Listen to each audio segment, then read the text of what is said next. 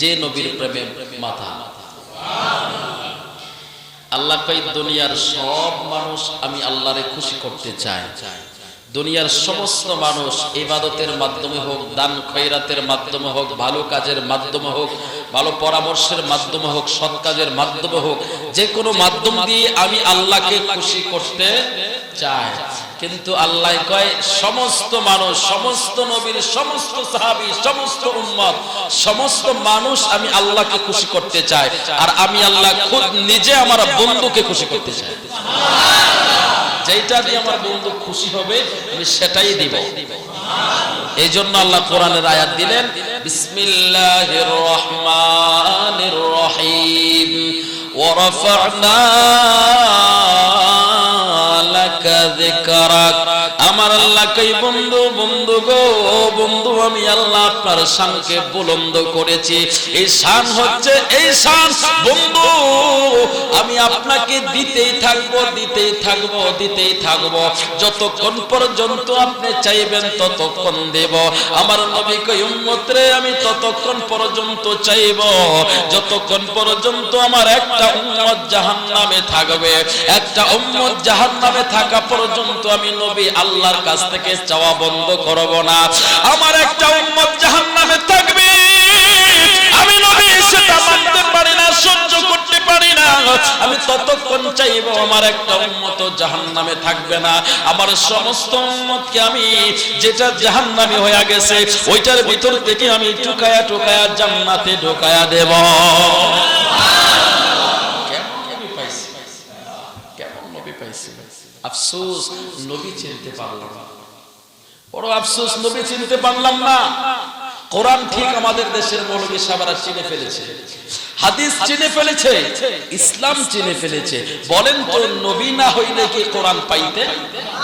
নবী না হইলে কি হাদিস পাইতেন? নবী না হইলে কি নামাজ পাইতেন? নবী না হইলে রোজা পাইতেন? কিছুই তো পাইতেন না। সব কিছুই আপনি চিনলেন, নবী চিনলেন না। আপনার মতো কপাল পোড়া কিছু আছে? আপনার মতো অপদার্থ আর কেউ নাই। সবই চিনলেন আপনি, নামাজও চিনলেন, খুব সুন্দর নামাজ পড়তে পারেন। কোরআন চিনলেন, কোরআন সুন্দর করে পড়তে পারেন, হাদিস ব্যাখ্যা করতে পারেন, সব চিনলেন, নবী চিনলেন না। হায় আফসোস আপনার জন্য, বড় আফসোস। এই জন্য আগে নবী চিনেন। নবী চিনলে আপনার বাকি যা কিছু আছে সব অটোমেটিক্যালি ক্লিয়ার হয়ে যাবে। আমি সহজে বোঝাই। যেমন মনে করেন আমি একটা লিখলাম, একটা সংখ্যা লিখলাম এক, কত লিখলাম? এক। একের পরে যদি একটা শূন্য দেই কত হবে? 10 হবে। যদি আরেকটা দেই 100 হবে। যদি আরেকটা দেই 1000 হবে। আরেকটা দিলে 10,000 হবে। তো এভাবে যত দিতে থাকবো তত কি বাড়তে থাকবে, যত দিতে থাকবো তত বাড়তে থাকবো। এখন আমি অনেকগুলো সংখ্যা দিলাম শূন্য। মনে করেন 1 লক্ষ লেখার জন্য বা 1 কোটি লেখার জন্য যতটা সংখ্যা দেওয়া দরকার, শূন্য দেওয়া দরকার, সবই দিলাম। 1 কোটি লিখলাম, এখন সামনের একটা আমি মুছে ফেললাম। এখন কি আছে? সব কি আছে? শূন্য। এখন শূন্যর দাম বাড়াইলো কে? একে। এক না থাকলে শূন্যর কোনো মূল্য আছে? শূন্যর কোনো দাম আছে? তো এক না থাকলে যেমন শূন্যর কোনো মূল্য থাকে না, আর এক যদি থাকে শূন্যের ভ্যালু বেড়ে যায়, শূন্যর দাম বেড়ে যায়। ঠিক তেমনি আমার নবীর মহব্বত, আমার নবীর প্রতি ঈমান আর ভালোবাসা যদি না থাকে, আপনার নামাজ থাকবে, রোজা থাকবে, হজ থাকবে, যাকাত থাকবে, আপনি হাসরের ময়দানে দেখবেন আপনার আমলের ব্যালেন্স শূন্য। আর ঈমানটা আছে যখন, ভালোবাসাটা যখন আছে, নামাজ 5 ওয়াক্তের মধ্যে 1 ওয়াক্ত পড়ছেন, নামাজ 5 ওয়াক্তও পড়তে পারছেন না, জুমার দিন পড়ছেন, তাও আপনার কুলাইতে পারছেন না।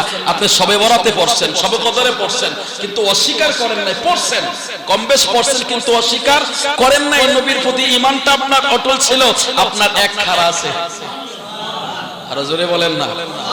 আপনার এক কি খারাপ আছে, হয়তো আপনার নামাজটা যুগ হয় নাই, এক শূন্য যুগ হয় নাই, রোজাটা যুগ হয় নাই, আরেকটা শূন্য যুগ হয় নাই, যাকাত যুগ হয় নাই, আরেকটা শূন্য যুগ হয় নাই, কিন্তু এক আছে। আমার নবী যদি পিছন দিয়ে গিয়া লাগাই দেয় একটা শূন্য, আরেকটা লাগাই দিলে, আরেকটা লাগাই দিলে, আল্লাহই তো কইছে যতক্ষণ নবী চাইবে ততক্ষণ দিব। আমার নবী যদি চাই শূন্য লাগাইতে কি 6 মাস লাগবে? নবী দেখুন হাসরের ময়দানে যখন আল্লাহ বিচারের কাঠগড়ায় যখন সমস্ত মানুষকে দাঁড় করাবেন, আল্লাহ যখন বিচারপতি হবেন, তো আল্লাহ সমস্ত মানুষের বিচার করবেন, কিন্তু ওই দিন আল্লাহ এমন ভাবে বিচার করবেন, এমন একটা সিচুয়েশন হবে, এমন একটা অবস্থা হবে, আল্লাহর হুঙ্কার দেখে নবীরা পর্যন্ত সেজদায় পড়ে যাবে, থরথর করে কাঁপতে থাকবে। এমন একটা অবস্থার মধ্যে আল্লাহ যখন একজন একজন করে ডাকতে থাকবে, মাগনা মাগনা কিন্তু 50,000 বছর না, হাসরের ময়দানে দাঁড়ায় থাকতে হবে কত বছর? 50,000 বছর। আচ্ছা বলেন তো দেখি, এই যে মসজিদে যারা আছে এদের যদি একজন একজন করে হিসাব নেই, তাও তো কমপক্ষে 1 সপ্তাহ সময় লাগবে না? তো এই কোটি কোটি মানুষ, মানে আদম নবী থেকে শুরু করে সমস্ত মানুষের হিসাব আল্লাহ তাআলা নেবেন, সময় লাগবে না? 50,000 বছর হিসাব আল্লাহ তাআলা হিসাব নিতেই থাকবেন। এই যে হিসাবটা নেবে, তো কিছু কিছু বান্দা পাশে আমার নবী শুধু যায় দাঁড়াবে, নবী শুধু পাশে যায় দাঁড়াবে। আল্লাহ বলবে, তোর পাশে আমার হাবিব কেন দাঁড়াইলো, কি আমল আছে তোর? তখন তার আমলটা যখন ফেরেশতা খুলে দেবে, আমলের খাতা যখন আল্লাহ দেখবে সব শূন্য, কিন্তু একটা আছে। কি আছে? এক আছে, কিন্তু বাকি কি? নামাজ নাই, রোজা নাই, হজ নাই, যাকাত নাই, ইবাদত নাই, ভালো আমল নাই, কিন্তু এক খারা আছে। আমার আল্লাহ বলবে, তোর পাশে আমার হাবিব গিয়ে দাঁড়াইলো কেন? তোর পাশে যখন আমার হাবিব দাঁড়াইছে, আমার হাবিবের শাফাত আর করা লাগবে না, আমার নবী যখন তোর পাশে দাঁড়াইছে আমি তোর মাফ করে দিলাম। সুবহানাল্লাহ। আল্লাহ বলেছেন, আলহামদুলিল্লাহি রাব্বিল আলামিন আর রহমানির রহিম মালিকি ইয়াউমিদ্দিন।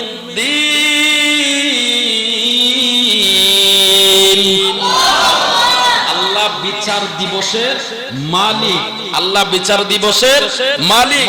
দুনিয়ার বিচারক যদি বিচার করতে চায়, আপনার যদি আদালতের মধ্যে রায় দেয়, আর রায়ের মধ্যে যদি কোনো ঝামেলা থাকে, তাহলে আপনার সুপ্রিম কোর্টে আপিল করা যায়, হাইকোর্টে আপিল করা যায়, কিন্তু এনারা রায় দিতে পারবে না, যে সিস্টেম দেওয়া আছে সিস্টেমের বাইরে।